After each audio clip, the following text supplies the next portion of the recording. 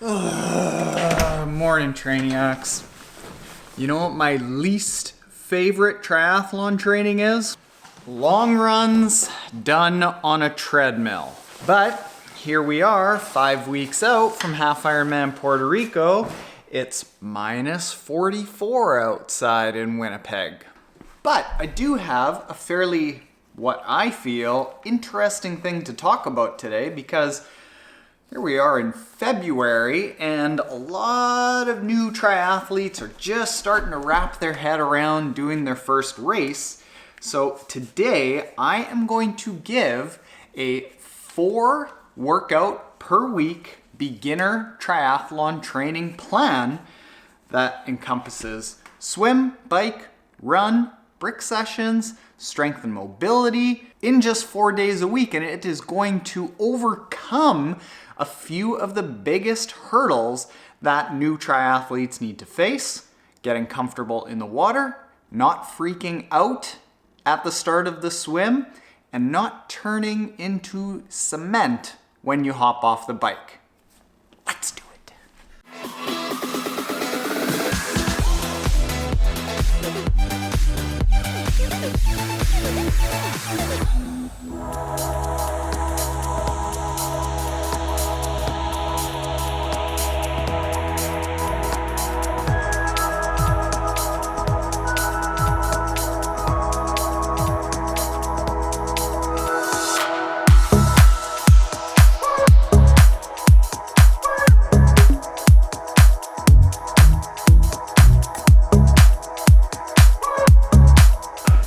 One hour, 25-minute run, going 40 minutes easy, 25 minutes at race pace, 20 minutes building well above race pace. Now we swim.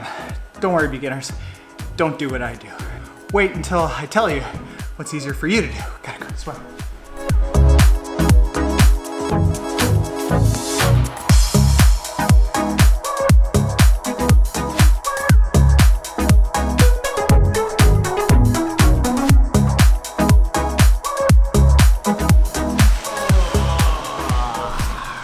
Alright, so a lot of you are probably watching these videos for the first few times. Maybe you're new subscribers, maybe you've been around for a little while and you're just watching the odd video here and there, and you're still new to the sport, watching me train every single day or twice a day like today, and thinking like, oh my god, that's what I have to do triathlon. Or you're watching the pros put out 25, 30-hour weeks and thinking, how in the world will I ever be able to do a triathlon?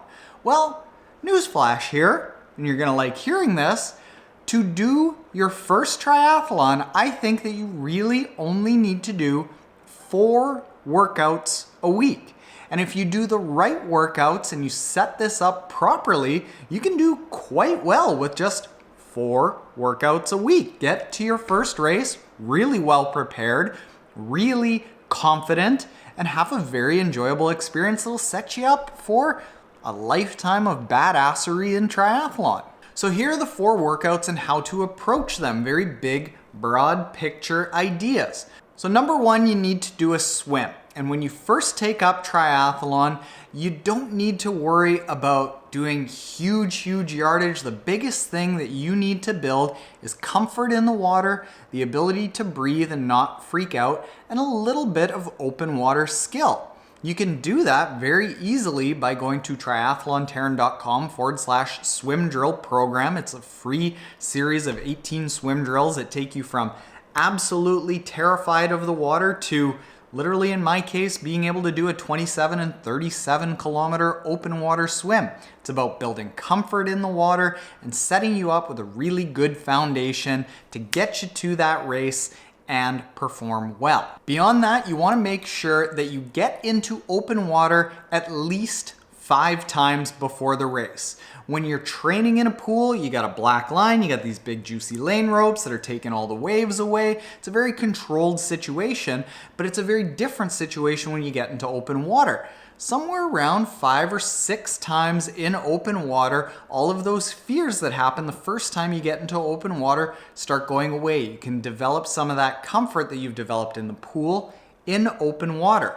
Also, if you're going to be racing in a wetsuit, make sure that at least 1 or 2 of those open water swims are in that wetsuit. Wetsuits, whether they are older or if they're brand new, they need to get wet before you get into the wetsuit so that they can stretch out, loosen up a little bit, and you don't get that kind of feeling when you get into that wetsuit. That's it. Do those series of drills and a little bit of swimming with 1 swim a week, get into open water about 5 or 6 times, and combine that with getting familiar with a wetsuit, you'll be good. Next, you need to do a long bike. This is fairly straightforward because most people are a lot more comfortable on the bike than they are in the pool. What I recommend for the bike is that 1 bike ride a week, you gradually build up, and the biggest thing that is going to hold you back from doing well in that first race is just being able to complete the distance, building the endurance. So what we want to do on that bike is get you to over distance. We want you to be able to bike confidently at a distance longer than what you're going to do in a race. So write this down. For a sprint, you want to build up to somewhere around about 35K or longer. In an Olympic, you want to build your way up to about 55 or 60K or longer. On a half Ironman, you want to build your way up to about 100K or longer. And with a full Ironman distance race, if that's your first one, and you're that kind of sicky like that, you want to build up to about a 5 to 5.5 hour training day or longer.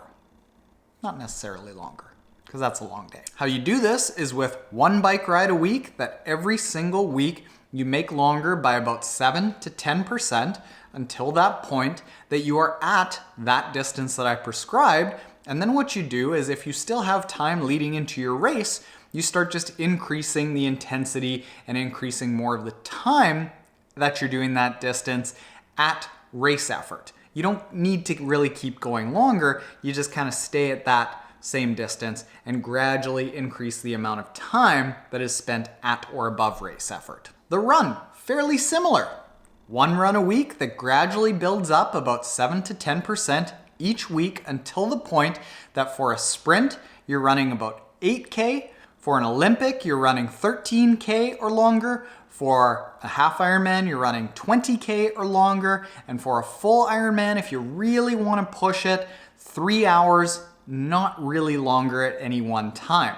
What you can actually do is, if you find in a full Ironman training day that around like 2 hours your body starts breaking down, break that 3 hours into 2 separate runs of say 2 hours and 1 hour, and you break those 2 runs into about a 24-hour period, and you increase the amount of time that you're spending at or above race pace. And this way what you're doing is you're getting a lot of running in a short amount of time at a pace slightly faster than race pace. So by the time you get to the race, you have run consistently well over and over and over with good form, instead of slogging through long miles with bad form, potentially leading to injury and overtraining. And the only other thing that I would add with run training is that one of the biggest things that you are going to experience if you haven't prepared for it in your first triathlon is that you need to develop the ability to go from the bike to the run.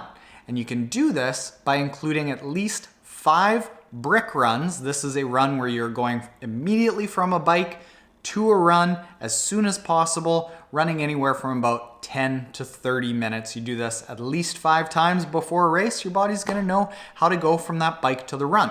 The 4th workout of the week is strength and mobility, and I would certainly lean more towards mobility. When you first start taking up triathlon, if you are, let's assume that you are like most people, you have some limitations because you've been sitting and kind of not active in swim, bike, and run for years and years. So you're going to start developing a lot of tightness in your body. So I would recommend going to a sports massage therapist or a physiotherapist and leaning a lot more towards mobility, so that as you keep progressing and building up these tightnesses, you're focusing more on working those out, which will then allow you to absorb and progress in the swim, bike, run training without all of that tightness holding you back. So you can actually absorb and perform much better than if you did have that tightness, because you weren't paying attention to the strength and mobility.